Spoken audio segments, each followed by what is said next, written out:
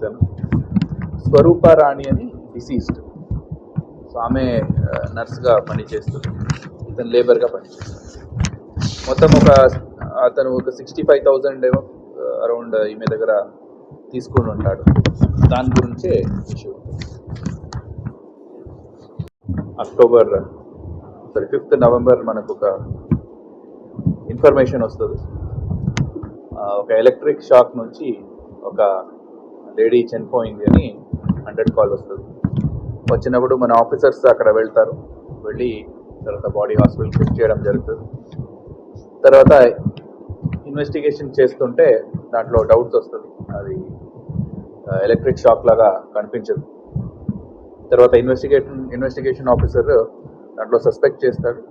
Suspect చేసి కొంచెం investigate చేస్తే దాంట్లో మనకు ఇంజురీస్ ఉంటుంది.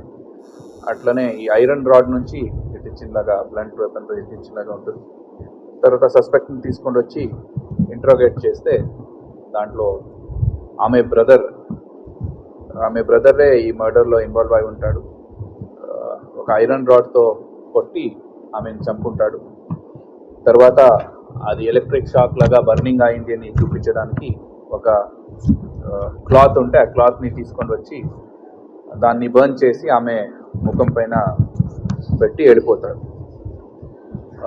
వెళ్ళో టైంలో ఈ చైన్ 3 తులాస్ చైన్ కూడా ఆమె నెక్లో ఉంటుంది, అది కూడా తీసుకొని వెళ్తాడు.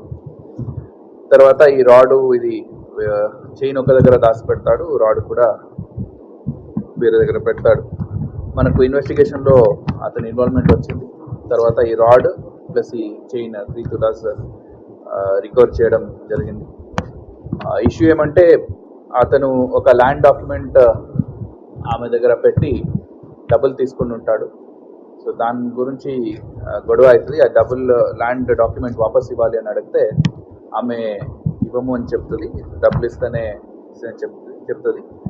ఇతను నాకు కూడా దాంట్లో వాటా రావాలి అని ఆర్గ్యుమెంట్ పెట్టుకుంటారు. ఈ విషయం మీద గొడవ అవుతుంది.